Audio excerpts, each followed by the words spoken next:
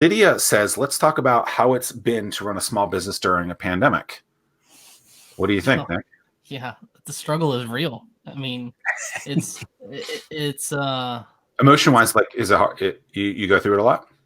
oh, I mean, yeah, I mean, last night going to bed, you all you think about is numbers and how to what do we need to do to change and what can we do to save money and what can we do to spend less money because, it comes down to spending less money and surviving at this point. And, you know, the audiobook that I'm listening to, it talks about the roller coaster of income and the one thing you can't control is how much money you're spending. And a lot of people just look at a bank account and go, "Oh, I have X amount of dollars, we're fine. Oh, I have X amount of dollars, we're fine." And then all of a sudden you lose revenue and you go, "Oh, we don't have money in the bank account. Now what?" So trying to get the expenses under control and understanding, hey, we're spending a little too much here, or maybe we need to refine a process in our system, or we need to focus on what is making us money. Like for example, we do repairs and calibrations and sensor cleaning, and those are profitable for us, and it helps the community and it helps people that are have downtime get their equipment cleaned or fixed or whatever. And it's a perfect time to focus on that item, because if we lose customers who don't have events or anything to shoot, hey, let's take care of your equipment while we can, and then when you get customers and clients back ready for you to shoot again, your stuff's ready to go. So Yeah, uh, so how do you balance that? You touched on something. So you're looking at numbers, you're focused on your bank account, but at the same time, I'm sure that there's got to be a balance of bringing in new equipment so that can bring in new customers, so that you're not focused on something that may or may not be out of date.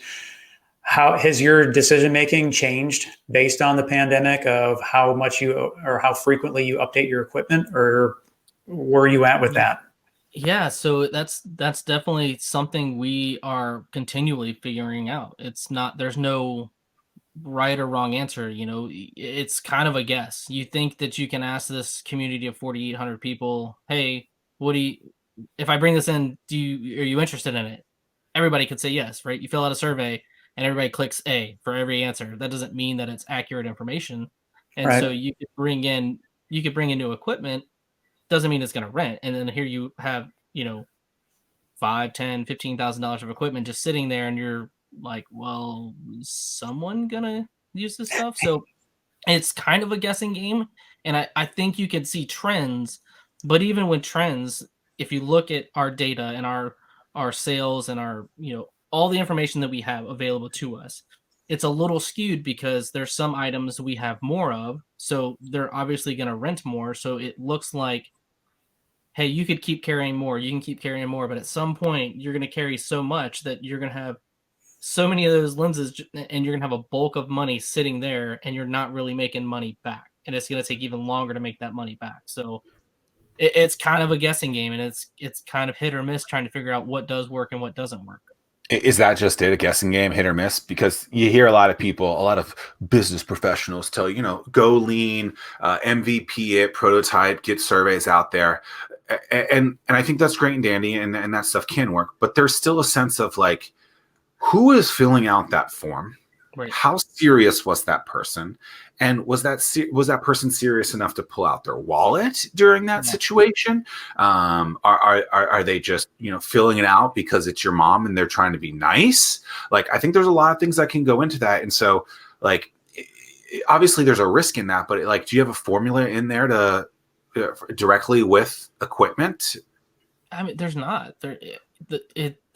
Here's a good example. So when we opened Richmond, we said we did a little brief survey with everything. What we did was when we opened Richmond, we said, hey, for this week, this opening week, we're going to give free sensor cleanings to anyone who wants to come in. Doesn't matter if we know you or not. Come in, we'll clean your sensor on your camera. But the catch was that when you had to check out online, and we had an information box that said, "What gear would you like us to carry?"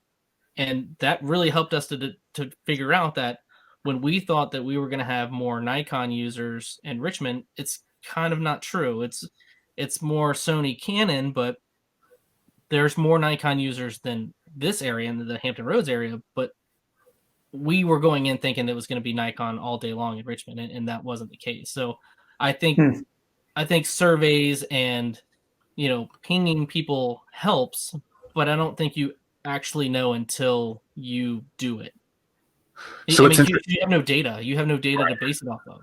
And I like the idea of food courts, right? And I think you've kind of food courted this a little bit, right? And so you go around and historically you could go to a food court and someone would hand you a piece of General Tso's chicken or General Tso's tofu in my case, I guess right now. Nick, did you know that I stopped eating meat? I don't know if you knew that.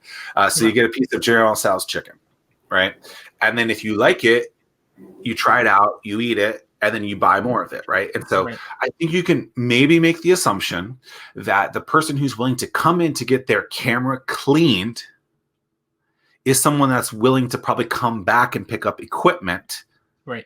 Because that's there. And then I like that you had that kind of survey in there. So it's really going deep into the survey of trying to figure out what stuff to hold in there. And so I think it goes a little deeper than that too, because when we ran that promotion, not only did we get the survey information, but we got the word of mouth out. Now that people knew that we were there, one, they could be like, hey, they're doing free sensor cleanings this week. Come in here and do their sensor cleaning. But then later they can go, oh yeah, there was that company. I can't remember their name. They're in Richmond. They rent camera equipment. And then they Google it. And guess what? Word of mouth now has all transpired from free sensor cleanings. And that's something that I don't think people consider enough is, when is that person actually ready to buy? Right. Yeah, right. I mean, like in your case, just because someone gets a cleaning, that doesn't mean that they're immediately ready to buy a lens, but that doesn't mean that they're not going to buy 6 months from now and then every quarter once. Yep. Right. To me, that's probably like, do you have a customer regularity that where like how often do people come in? Right. It's probably not every weekend. I mean, maybe you have customers that come in 52 times, but like we have some regulars, which is nice. But and we talk to them. We're like, Lydia, who runs Norfolk in Richmond, she's operation manager. She tells people, she'll be like, okay, you're gonna stop renting from us. I feel like you're gonna stop renting. They're like, no, like we prefer to rent because we don't have to carry the overhead of this equipment, which makes complete sense. Do you operate both stores in a sense of, I'm thinking that it lowers your risk if, like you said, if you think that there's more Nikon users in Richmond, but it turns out there's not, do you shift inventory around between stores so that you can mitigate the risk? Yeah. And so in terms of where of our website, so, we actually have two separate websites who operate as separate stores, and we do want to integrate them as one, but right now they're separate. So if we need something that needs to go from Richmond to Norfolk or vice versa, we'll just meet in the middle in Williamsburg and transition those lenses. And we work with customers too who say, hey, we want a specific lens, but you guys don't carry it. And we're like, oh, well, we carry it in Norfolk. Let's see, when do you want it? If we can bring it to Richmond, we'll, coordinate to let you rent it. It's not that big of a deal. And there's not that many pieces of equipment in Norfolk that we don't carry in Richmond or vice versa. It's pretty equal. I mean, there's a handful of gear, but the main items that rent the most are at both locations. We can teleport that at some point soon. I hope. Throw the website back up. I want to give Nick a plug because I think one of the coolest resources on the site, at least, and I don't know if you've added this for Richmond or not, but you have a map on your website of all the places to take great pictures, and I think that is super cool. I hope it's. Do you have one in Richmond? We don't have one in Richmond, and the problem with Richmond is so detailed, and like there's so many areas to shoot in Richmond. Like just right outside of our store, within 5-minute walk, you're everywhere. Right, everywhere is a backdrop in Richmond, and it's amazing. Whereas Hampton Roads, it's like, okay, you've got Neon District, you've got the Vibe District, you've got Town Center, you've got all these like little spots, but it's not like Richmond, where Richmond's just like the downtown.